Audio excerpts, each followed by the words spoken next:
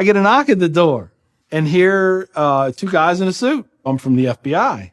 The first thing I have to say is, what took you guys so long? I told them the truth. I was going to make my own IED, and I was going to set across the Islamic Center over in a bank's parking lot, and I was going to dial it in and just watch the show. Growing up, I saw a movie, and it was Rambo. Rambo was tough, respected. He had intestinal fortitude. I said, that's what I want to do. I went off and joined the Marine Corps. I wanted the action.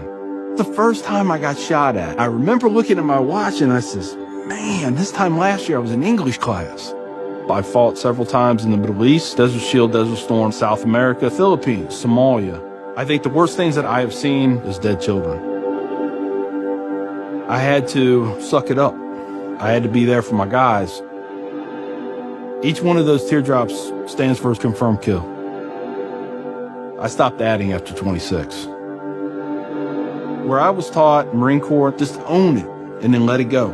But there comes a time when there's too much of that and you can't turn it off anymore. I want you to give me a window into your state of mind at that time.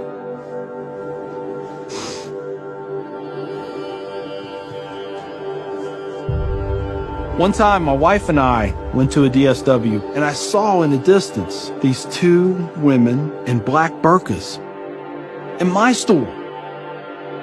I cried as I prayed for enough strength to go over there and break both their necks. I was just angry. I was just full of hate, and it just fed off itself. At that point, I was drinking a half-gallon of vodka every 2 days. I had devised a plan, create my own IED, homemade bomb, and I was going to set it off right outside the Muncie Islamic Center. 200 plus killed or injured. That was the plan. I saw an opportunity to do one last thing for my country. This was my rationale. I knew I would end up in a federal prison with a needle in my arm. I didn't care. My hatred of Islam, it was the only thing that was keeping me alive. So one day my daughter comes home, second grade maybe.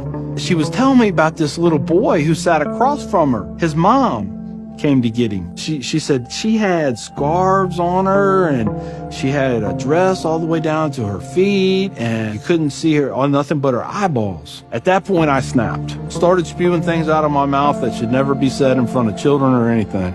She didn't say anything. It was the look on her face. I remember my daughter looking at me like I was absolutely the craziest person on the face of the earth.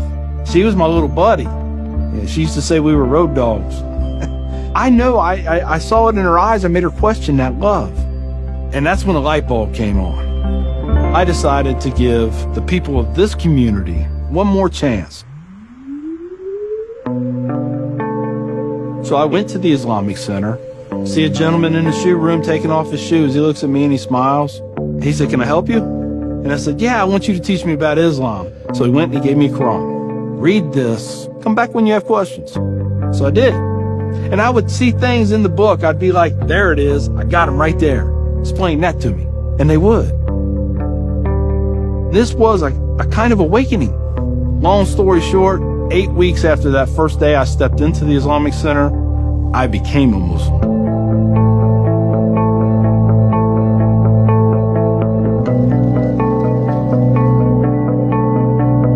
I'm a Muslim, a veteran, and a proud American.